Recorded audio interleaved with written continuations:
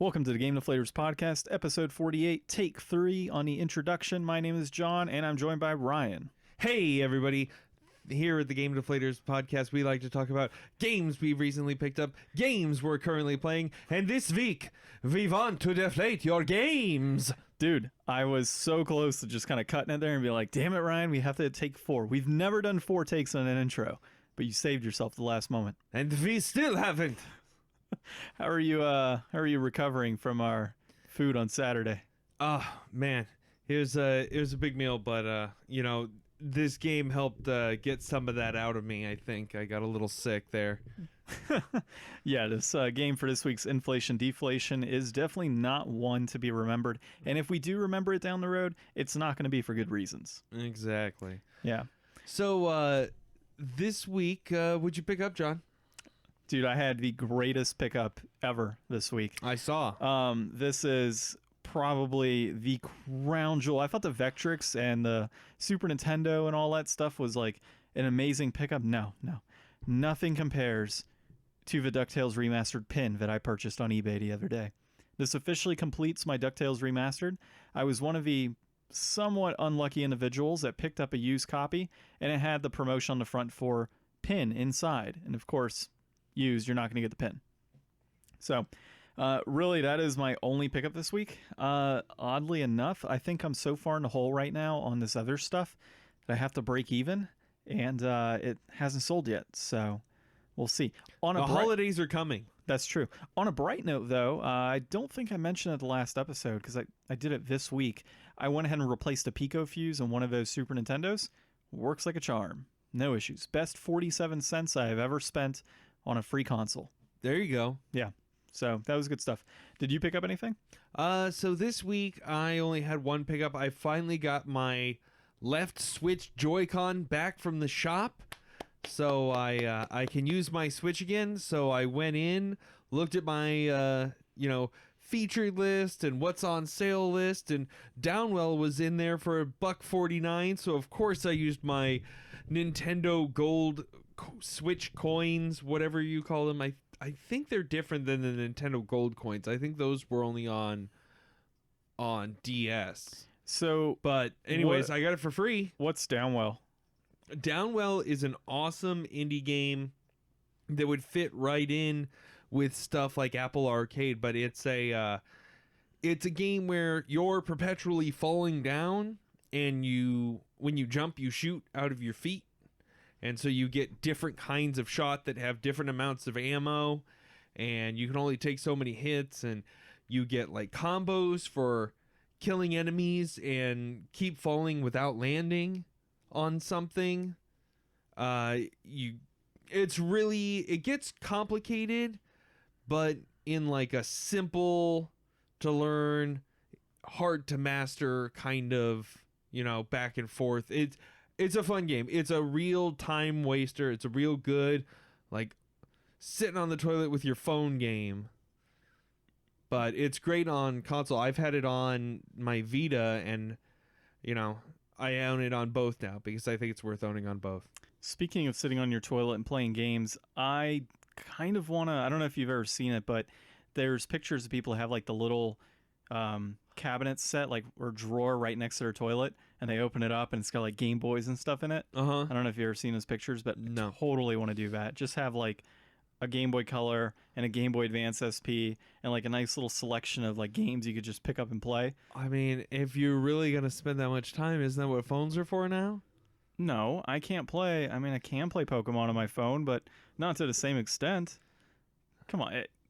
I mean, I guess if you found a game that would be worth playing for a few minutes at a time, Tetris, and you're going to be spending that time in the bathroom anyways, you could really devote that time to just, this is my bathroom game. Look, it's either... I want to see how long it takes somebody to get through like a Final Fantasy or a Dragon Quest. It's either reading the back of a shampoo bottle or playing a Tetris game. I mean, you got to pick at that point. So, See, I'm thinking, no, go for the long run. Pick like a meaty RPG and just see how many years it takes you of dedicated toilet play. Dude, that'd be so difficult. Like, 25 years later, you finally beat Like, what do you... Dragon Warrior 2. It would have to be some sort of RPG that you could save at a whim. Like, there's no way that you could pick up an RPG. Pokemon. Like, if it was like, yeah, well, that would be fine. How long would it take you to beat Pokemon? Oh my God. You imagine that like 30 years later? Oh my God, I finally reached the Elite Four. That'd be terrible.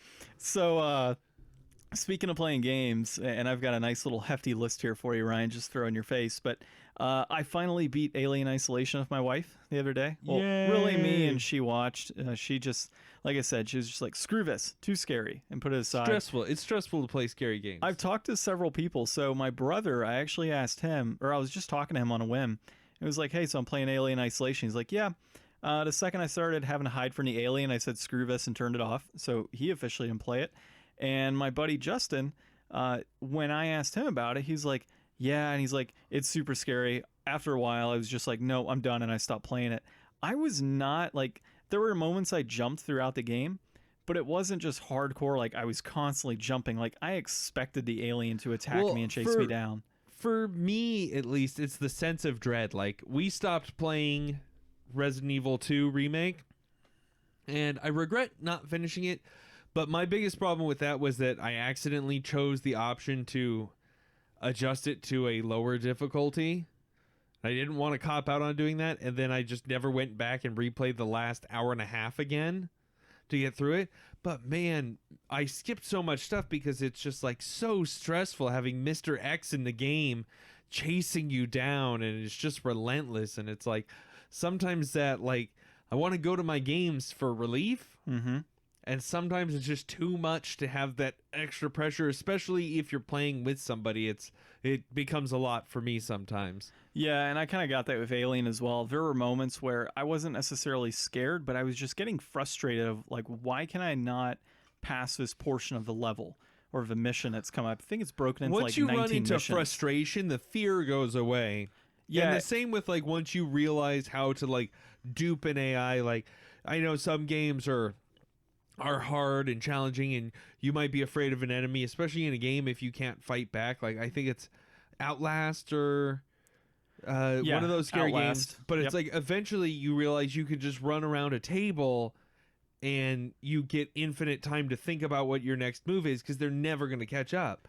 And then it becomes a whole game about like, go in the room, ring around the rosy, find the exit, go to the exit, ring around the rosy, and it's like you get to the point where you gamify the game again, and it takes all its power, leaves it, kind of like in a scary movie. If you cover your eyes when the monster comes, you still don't see it, but once you see how cheesy it is, it's not scary anymore. Yeah, exactly. And so Alien, it was really interesting. You bring up a good point. It got to where I was with a flamethrower. It was just like, oh, look, there's the alien. I'll just walk in its way, spurt some fire, and then I'm going to be on my merry way because I know it's going to disappear. Like, that's primarily what was happening. I would say the most difficult part in the game, for me at least, was, well, there were two sections, but I would say the primarily most difficult section was when you get to the nest at the bottom, which is actually where I was when we last talked about this, and you have multiple aliens and face huggers coming out of nowhere. Like, that I would say was the hardest part of the game moving forward. And, I enjoyed it. But the end of this game, dude, just completely lackluster. I just did not enjoy it. We knew it going out. Like, as my wife and I were sitting there finishing up the game, do you care if I spoil it for you? No, like I said, I've already watched two Let's Plays. That's right. So, yeah, spoiler alerts for anybody that's listening. And you probably skip ahead like a minute or two. So basically, the issue that I have with it is we're sitting there playing a game, and immediately we're like, okay, we're on the ship. The alien's going to be on the other ship. Oh, yeah, they're probably all going to die, and the alien will still be on the ship. Like, that's ultimately what ended up happening. And, like, I get it. That really happens in the Alien movies, and that's primarily like how they end. But it was just kind of crappy. Like, I'm sitting here trying to escape this alien. I have this whole great escape. I finally go, and then it's not like the ending that came up. It wasn't like they went back to Earth, and then on Earth, these aliens appear. No, like, she straight up just falls off into space, and the alien takes over and kills everybody anyways, and then she just dies in the Did you get like a depths of bad space. ending? Did you check if there's multiple endings? I didn't. I mean, maybe there are multiple endings, but that's ultimately the ending I got, and it was not that great. Yeah, unsatisfying. I am going to point out to you, though, that games I have recently beat, mainly due to pressure from my wife to play games, Donkey Kong Country 1, 2, 3, Yonder, Yooka-Laylee, and Alien Isolation, and soon, Suikoden 2, which I did not play this week. I feel like you're trying to prove some kind of point here, John. That you trying to tell me something? I don't know. Maybe you should complete a couple games under your belt. I've got Zone of the Enders, First of Mars. I got Zone of the Enders 1. I've got let's see. I beat The Messenger. Wait, wasn't that last year? So we've only been doing the podcast for 1 year. Uh-huh. Okay. So that was in the first year. I was only counting 2019 so far, and there's probably more games than that. That was in 2019. Was it? Yeah, I think so. Okay. Wasn't it? Oh no. I don't know. I beat it, and the DLC came out. That's why I'm so excited. I'm gonna pick that, or I picked it up, but now I have to go back and beat the final boss again for some reason. I guess it didn't save where I was, or somehow. So I got to go back and re-beat the final boss before it'll let me do the DLC. So I need to get a physical copy of that game. I saw Game Grinder picked one up. Oh, from one of the not limited run games, but one of the limited game companies, and dude, it looks so sweet. Oh, The Messenger is an awesome game. I'm so excited for the DLC for it. I've been wanting to play it for a long time, but then I had this Joy-Con issue. But anyways, this week, one other thing, I got my notification today. I have a limited run game. I don't know which one I purchased a while back, but I have one coming in. Cool. So it'll be here hopefully in the next week. So hopefully we can talk about that one. Then we'll have do an unboxing for it. Yeah, that'll work. That'll be cool. I don't think it's a limited edition, but okay. We can still take some pictures, put them on Instagram. All right, now what are you playing? So this week I've been playing a bunch more of the Apple Arcade. You've actually stuck to that? Yeah. Okay. Yeah, I've had a good time. There's this one game it's called the Get Out Kids, and it's like a pretty fun, like kind of like an I Spy in a way. You'll be like in a room, and you can see all the things. You can turn the room. It's kind of in an isometric 3D perspective with stylized graphics. You'll have like talking heads over to the side for when character dialogue is going off. And it's a story of these two friends that are sneaking out at midnight to go catch like a monster movie at the drive-in theater. So, I've been sitting down to bed and just play like one or two screens of that, because it's kind of the spooky season. It's kind of got that mood to it. It's like a fun, light little puzzle thing just to unwind with, and that's been good. And I'm still trying out a bunch of them. There's a bunch out there to try, so I've been giving a few more a try here and there. But I have been playing more of Legend of Zelda Link to the Past on my Game Boy. Why did you decide to start playing that one again? Just a while ago when I got the Game Boy, I was trying to think of like, what's a good game to have on here? And that's a fun game to be able to pick up whenever. I've never gone all the way through the game, even though I've seen lots of like randomized Let's Plays and regular Let's Plays and people beat it. It's a really popular game that I kind of missed. I think we talked about it a few weeks ago, or maybe it was something I was talking about to somebody else, but like Wind Waker, not Ocarina of Time, Majora's Mask, and Oracle of Seasons. Those are like the first three Zeldas I played. And actually, Link's Awakening, I played that too. But it's like I played all the like kind of off Zeldas before I played like the big main ones. I've actually got a save game in Wind Waker. I have no idea where I'm at right now. It's one of those that I play on the Wii U, and I just kind of pick it up and play it every now and then. Like right now we're playing DuckTales Remastered on the Wii U. It's actually, I didn't mention that earlier, but yeah, we're playing DuckTales Remastered. And I'll pick up Wind Waker every now and then. But the funny thing about that game is, of course, the save data that was put in, I didn't realize till it was too late and I was in the game. Link's name is D's nuts. Nice. So, yeah, whenever I talk to people, it's always D's nuts. Mm-hmm. It sucks. Well, anything else game-wise? No ZOE2? No, I tried fighting that boss, and ever since I lost her, I just haven't gone back to do it again, because I know I have to do it. I haven't had time. I've had a lot of other stuff going on lately, and I just really haven't been playing games except for, my Game Boy or the iPad, just something I could pick up and mess around with. Nothing that I've really been like, okay, I'm going to sit down on the couch and I'm going to play some games. Yeah, I kind of had that issue. I had that issue somewhat this week in regard to Suikoden 2. I just didn't pick it up, and a main reason behind that is I did have stuff going on, but I realized that Walking Dead Season 9 was on Netflix, and I hadn't caught up on that. And, dude, that was such a great season. I don't know if you keep up with it at all, but... No, I don't watch any of that. Dude. So if anybody hasn't seen it, it is pretty sweet. The 9th season it came out. I think the premiere for the next season, I want to say it's this week. We've been destroying Tara's house. Yeah, you had mentioned that a while back. Oh my gosh. Well, let's get into our news articles for today. Ryan, I think you enjoyed talking about this gentleman, so okay, so I'll let you move forward with it. So we read here. So this is Duke Nukem 3D composer sues Randy Pitchford, Gearbox, and Valve. This is an article we read on PC Gamer, courtesy of Samuel Horty. He's not Horty. Horty. I didn't enunciate my T, but yeah. Randy's gonna... Or not Randy. No, Randy's Samuel. the one being sued. Well, maybe both of them. Samuel's going to come knocking on our door. You talk so much crap about Randy Pitchford. He's going to come knocking on our door, too. So, he's probably listening to this right now. This is an interesting thing here. So, the composer for Duke Nukem 3D, he had a limited rights access to the tracks that he composed. What's his name in there? Bobby Prince. So once the rights... You think there's any relation to the Prince from Chappelle Show? No. And that wasn't Prince from Chappelle Show. That was the actual Prince. Oh my gosh. Get out of here, John.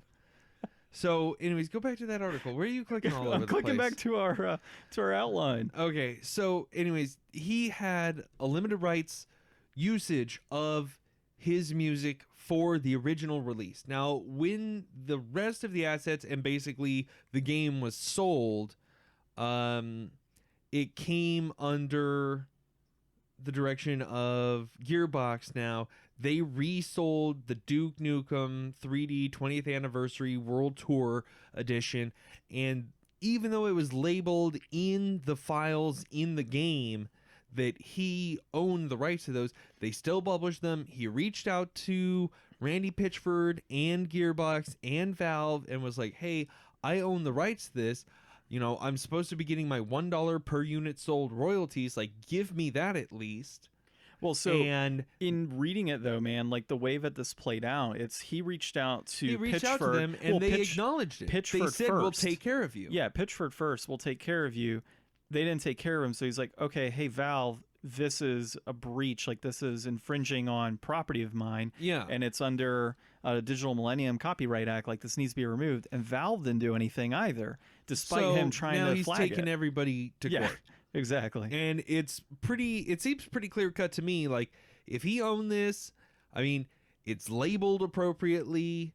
I don't really see where there's much to stand out. And I don't know how many people bought this game. Like, I don't know how much it was going to hurt them to lose that $1 per sales. But, I'm sure that they still would have made plenty of money. And this is just another example of, there was a lot of speculation before Borderlands 3 came out. Randy Pitchford's been in the news a lot. We know Valve's going through a whole bunch of stuff. This seems like just another one of those situations that we've seen where it's like, okay, just sidestep it. Like, you're a big grown-up company.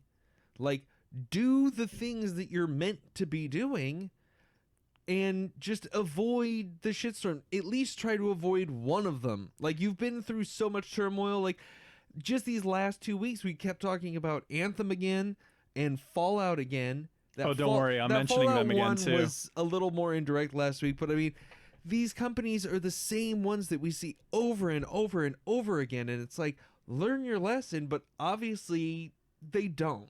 Well, and the interesting thing is the developer Apogee, they had limited right usage, but it was only in exchange for like a royalty of $1 per game sold, Yeah. which I don't know how many games this thing sold, but say it was 150,000. Gearbox and Valve and all, they have a good deal of money. Like 150K That's what I was saying. is Yeah. not a ton of money. Yeah. And so now, if you go to court and you have the thousands of dollars in lawyer fees, the bad press, and overall, you might end up still having to pay this guy You're money. gonna have to. There's no way around. They're not gonna not be able to pay this guy because of the way everything's set up, I believe. Yeah, I mean, we'll see what happens. It'll be interesting to see how this gets taken care of for, in the long run. But yeah, I think this guy, it just would have been an easier situation. Like you said, man, pay the guy his money in advance. Yeah. Just kind of deal with it. Don't try to avoid the situation or sweep it under the rug. It's going to bite you in the ass, Yeah. and it's just not going to look good. So, yeah. Anybody that has comments on that, feel free to comment let us on our know pages. what you guys think. Let us know if you bought the game. I've never been a Doom guy. I never had anything to play those games on. When I was a kid, it wasn't until way later that I got into shooters and stuff. So, if you grew up with those type of games and this was something you bought and you dig the music and you think you should get the money, let us know. Yeah. Well, hey, let's do a call out to our listeners in the UK because they seem to be pretty avid. If you're listening to us now, comment that you actually heard the episode on our Facebook, and we'll give you a heart emoji in response. I'm just throwing it out there, Ryan. Yeah. Yeah. I mean, we'll see how it goes. Okay. Next thing, this dude blast from the past in terms of the web URL here. I was absolutely floored when I saw it.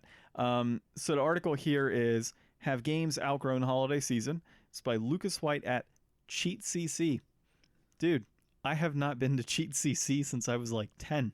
Yeah, probably like since I was looking up codes for Tony Hawk. Yeah, that's actually about where I was too, man. Yeah. Just go on CheatCC and print out all the codes, Yeah. hole punch it, stick it in your binder, and then you'd have all your Whoa, codes. you for- got fancy. Oh yeah, dude, I You got got flipping. fancy. I had all my games. I'd print them out. I'd have all. Dude, Pokemon was the absolute worst with the Game Shark codes and stuff, and like Pokemon I locations. never used Game Sharks. Man, I probably broke our family's printer one day printing out codes and stuff on CheatCC. Oh my! It was pretty bad. Yeah, you thought the game collection was bad. You should have seen my CheatCC collection. So, this article in general, I miss cheats. Why don't they put cheats back in games? because there's DLC, Ryan, and the cheats are using. What if they use your charge us debit for it? card. What if we could buy cheats for $1? Don't give them ideas. Do not give them ideas. All right, so this particular article that is written by Lucas White is discussing how, have games really outgrown the holiday season? We're seeing, even this year alone, we saw games like Kingdom Hearts 3, Anthem, and Madden, for example, were released way earlier in the year compared to what they would normally be released at. Not even like a summer blockbuster or anything like that. Like, we're talking like what, March and February, I think, for some of these games. Well, and that's when Final Fantasy's coming out. Final Fantasy VII Remake doesn't come out until next spring. Yeah, They're it's- totally skipping what would be an obvious like killer, everybody wants for Christmas kind of gift, like back in the day. Yeah, and so the point that he's making here is like, Nintendo, for example, released their Switch console in March. They have released the Switch Lite in September. They've released a new Zelda remake in September. Like, we're not seeing a lot of those like huge AAA titles being released in Hardware November and December. Hardware isn't where they make the money. No, it's in the game sales.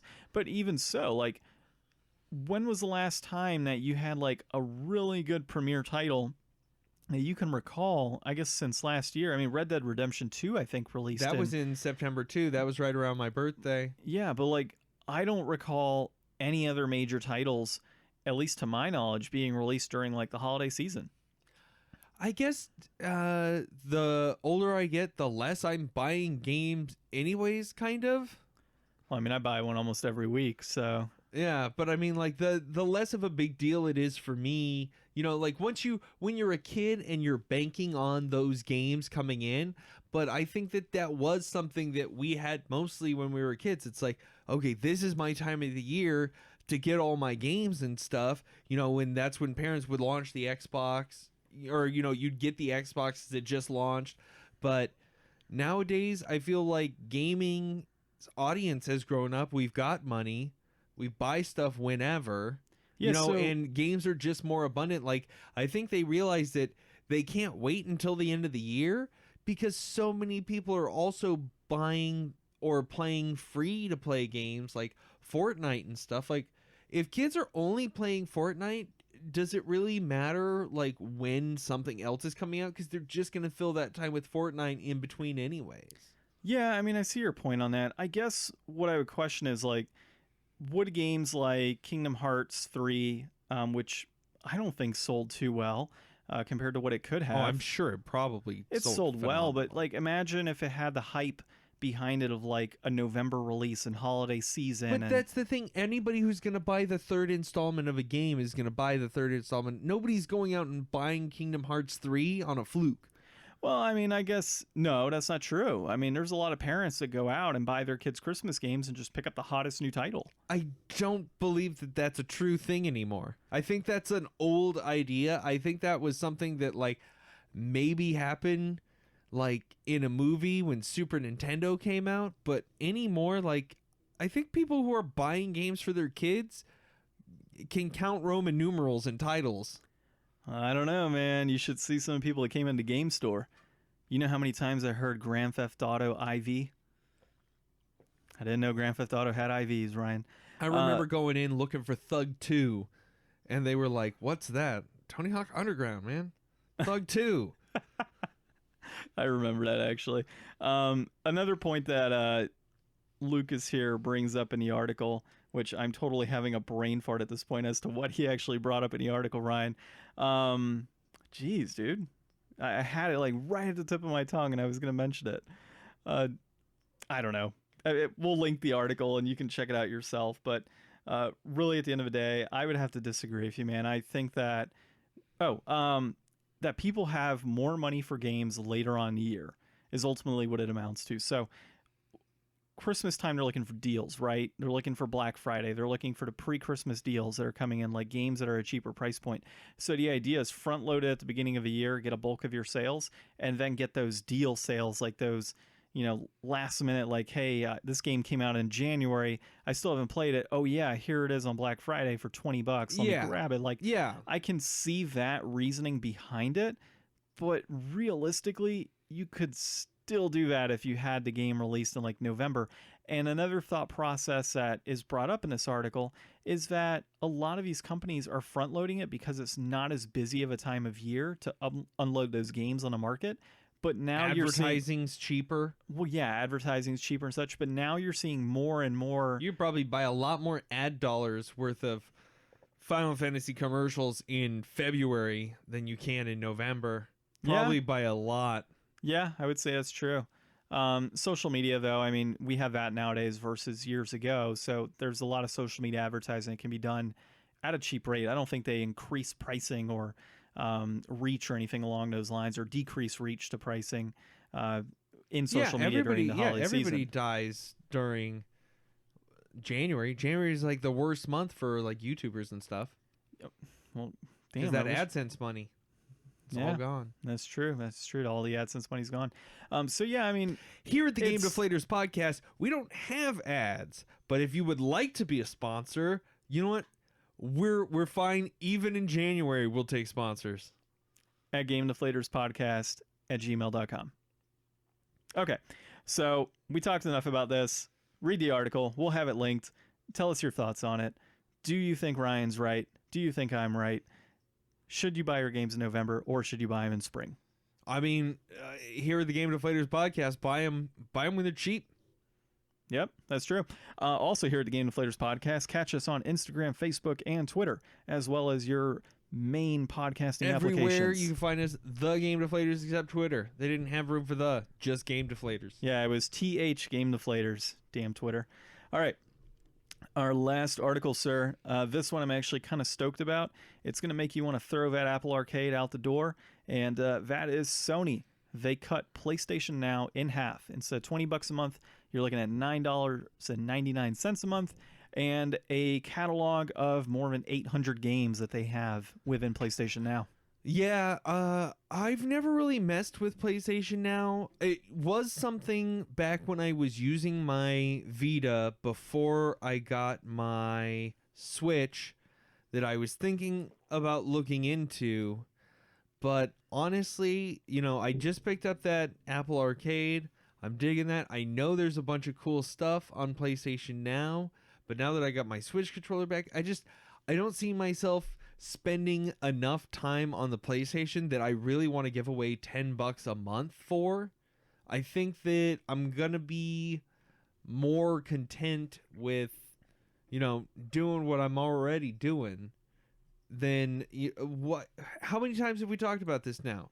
Chunking away, just writing that extra, here's another $10 a week going out the door before I even get my check. Well, I guess it's okay when it's $5 a month and it's Apple. Well, it's just that right now that's a nice novelty, but like I said, I'll sit down and do that. But for me to go grab my Vita and find like a full game, or to sit down at my PlayStation, like I should be playing Zone of the Enders if I'm sitting down at my PlayStation. I've got too many other things than to want 800 games of backlog access, especially because you probably have every game on that list that I'd want to play just about anyways. Yeah. 1,500, 1,600 games, I think. I don't know. I got a lot on there. Well, you have way more than just PlayStation. Well, yeah, and that's really the cool thing about it, man. Like, we just played a couple PlayStation games not too long ago. We're now playing a Wii U game. Probably the next game we'll play will be a Wii game. So yeah, it's a little bit of everything. Well, just to kind of comment on this article, by the way, it's Ian Scher of CNET is the one that made the article, and he really digs into a lot of discussions around, obviously, what we've talked about, the streaming services that are out there, such as the Apple TV Plus that's coming out, Disney Plus, you have the Apple Arcade, you're looking at Netflix, Google, and even CNET themselves has some sort of streaming service. So there's way too many streaming services out there in the market. I do think, though, at the end of the day, that PlayStation Now, it was a pretty good price point there. Like, it was kind of high, not something I'd want to bite at. $10 a month seems a little more palatable. What are you doing with Parasite Eve? You just, this is not PlayStation Now. This is John's shelf. What are you I was going to ask about it. You don't have to acknowledge everything. Just keep talking. You're acting like an amateur. Come on, John. We're a year into this. You just stepped away to keep take going. a game off my shelf. Keep going with your thought. Keep going with my thought. Okay, well, I lost my thought now, Ryan, because you took my Parasite Eve off my shelf. End of the day, Ryan, $10 is a lot more palatable. It's something I feel I can kind of get down and actually put down a little money towards, especially if I was to cut another service out.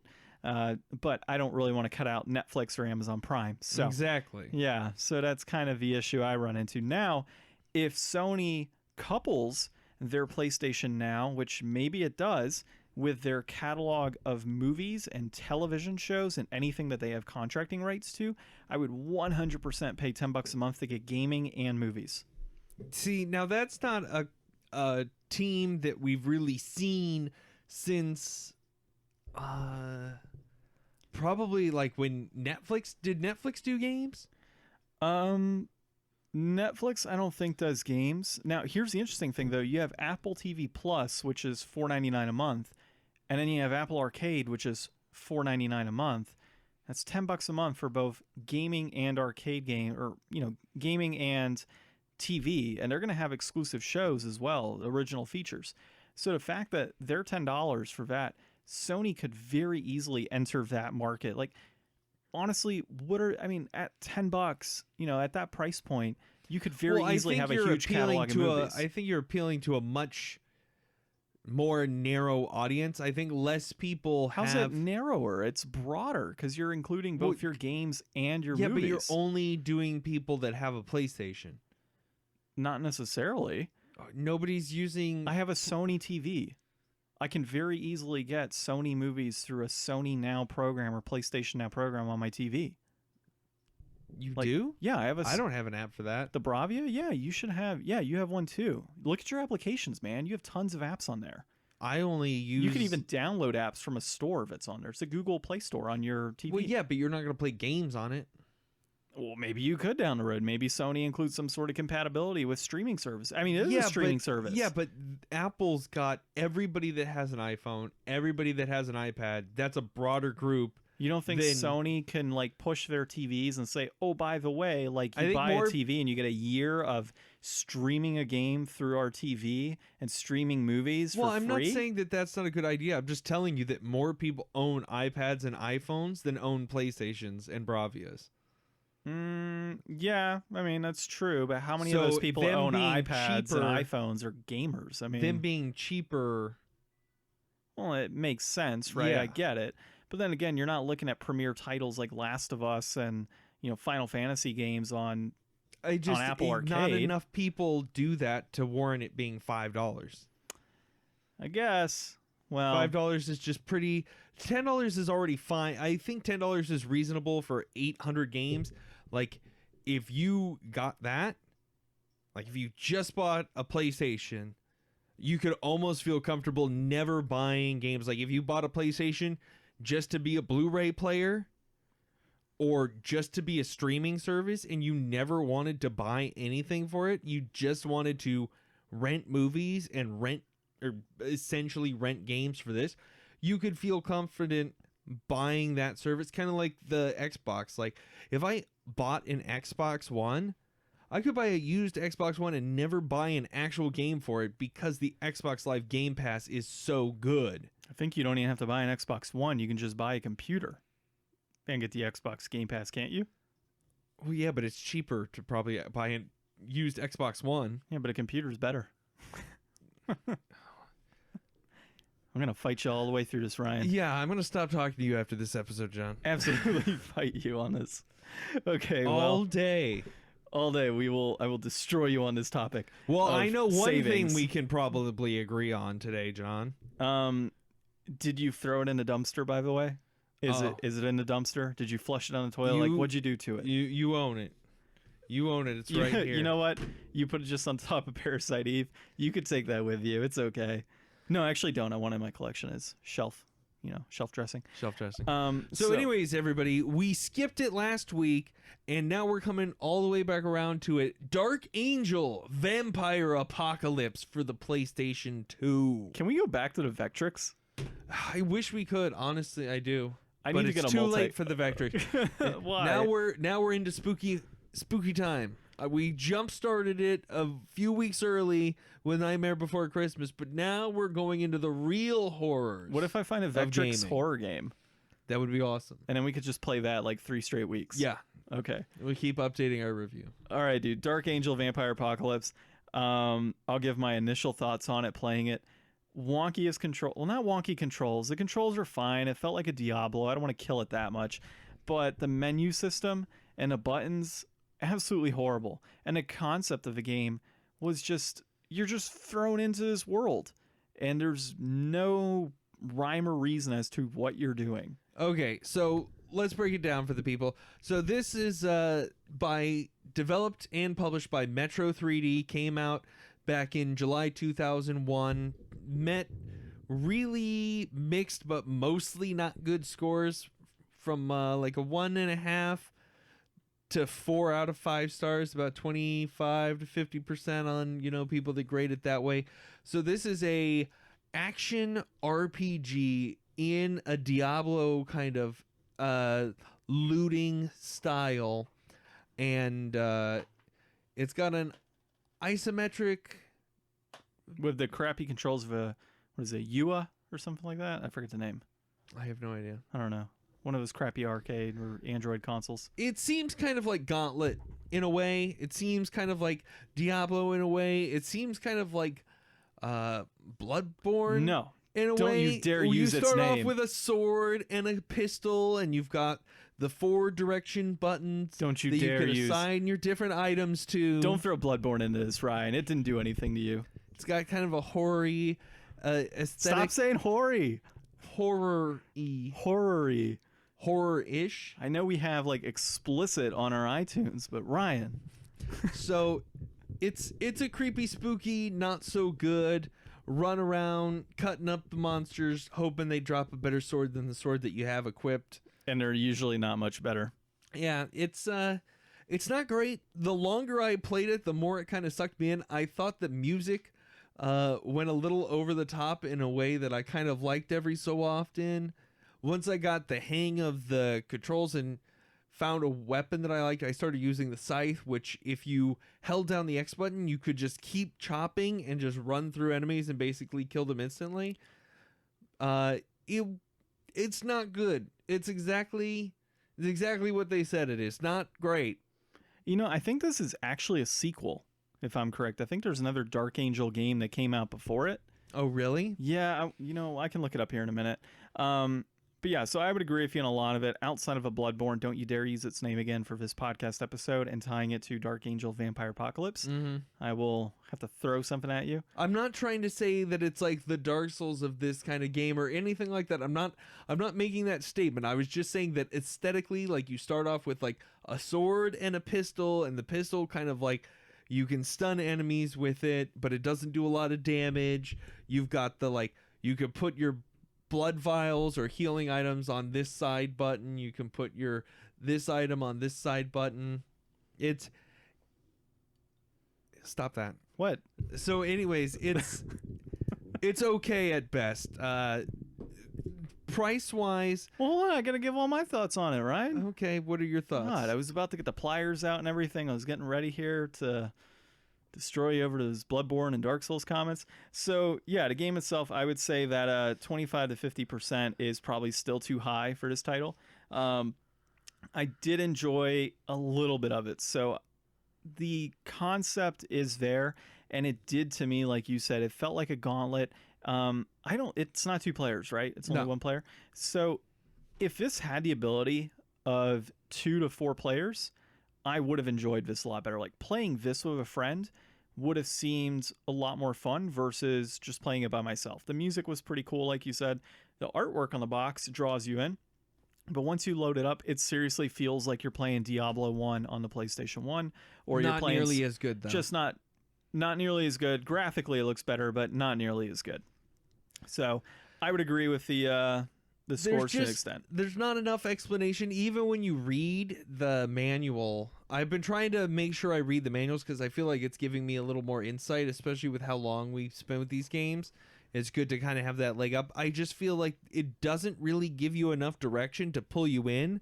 But if it is just one of those games that's meant to be more kind of like just a like get in there and do it for the gameplay loop kind of games, which it seems like it is, this is a game that, kind of like what we were saying earlier, if this was a sequel to a game and my grandma got it for me for Christmas when I was a little kid, I would be disappointed that it wasn't the game that I wanted. But I think I could manage to turn this into something that I would play for a while, just because it seems like something as a kid you could kind of lose yourself in. You know, going back to our original topic on this week's episode, I would say the ability to save on a whim, this would make a really good toilet game. Yes. It would. Yeah. Because it's crap. Okay, well, I wasn't going for that. I was going for, like, legitimately, you could put in, like, 3-4 minutes and save and be okay. But you are correct. It is figuratively and literally crap. So we've got kind of some interesting pricing here. So complete in box going for $520, loose $505. I think this is the closest that we've ever seen. This box and manual are only worth 15 cents, which is pretty bad. But also the loose game back in August 2007 peaked at $732, making it actually worth more than the complete in box has ever been worth, where it peaked at $695 back in June of 2014. Now, they're both pretty flat. They're both pretty cheap. $5 is pretty cheap for this. If this is something that I think that you actually really want to have, or if there's anything about this game that seems appealing to you, $5 at a garage sale, if you talked him down to 2 or 3, I think you could get away with that. I think that would be a fair deal, but $5, I wouldn't order this on the internet for $5. Think about this. Let's make a little comparison here. You have Crazy Taxi and you have Simpsons Road Rage, right? Well, Crazy Taxi might be a little more money, but you can get that bargain game, Simpsons Road Rage, and it's kind of the same. It'd be like Diablo and Dark Angel, like you really want to play Diablo, but hey, I can't afford Diablo, but I can afford $5 for something that's kind of like Diablo. That's really what this is. And as a standalone game, $5, I don't think it's bad. Oh, wow. It could be worse, Ryan. Yeah, it could be worse. It could be much worse. It's a bad game. Like, it's really crappy. But if you're into this style of gameplay and you don't mind playing alone and without friends, $5 should be okay. Okay. I'm actually surprised that you would go that way. So I'm gonna say that I think that I'm gonna say inflated, and you're gonna say deflated. No, I'll just We're say gonna it's stay right. at odds all the way to the end of this one. Fine, Ryan. All right, look, if you can find it at $3, pick it up. Well, obviously, if you pick it up cheaper, it's worth $5. Like, it's fine to pick it up at $5. I'm not saying it's inflated. I'm not saying it's deflated. It's right at the price point it needs to be. It's a $5 game, no more than $5. If you find it for less, of course, pick it up. There we go. So that's episode 48 of the Game Deflators podcast. We're well on our way to 50. We got to figure out what we're playing for episode 50. I know, but I was thinking for next week. Wait, we're going to play an RPG next week? Well, I think we could just check out the beginning of it, right? Sure. I've never played it before. Have you? I started it a long time ago, and I never did really get into it. But I'd be down to play it. All right, so we'll check out a little bit of Parasite Eve next week on the Game Deflators podcast as we proceed into female lead character heroine against very evil monsters. Hey, did we ever play War of the Monsters on a podcast episode? No, I don't believe so. I hope we didn't. I don't think we did. Maybe we do that for our 50th episode. Is that a Godzilla game? Kind of. I mean, you have like different characters, not necessarily King Kong directly, but you're in the cityscape, and I think we did play it. I've played that game before in the past. I think we played it, so we'll skip over that. We got to start keeping track of what games we've actually played. We have a list. Kind of. The Thing. We should play The Thing. Well, we know what we're going to play next week. We've got 2 weeks to think about it. Ryan, Don't I'm make just promises. so excited about episode 50. I know. We'll get there soon, It is John. coming. It is coming. All right. Well, I don't have anything to say. You don't have anything to say. Check us out on social media. That's what I have to say. Find us everywhere that social media can be found at the Game Deflators, except for Twitter, where it's just Game Deflators. And if you don't use social media, maybe we'll write you a letter. But then again, if you're not using social media, how are you hearing about us? That being said, my name is John. I'm Ryan. And we are the Game Deflators.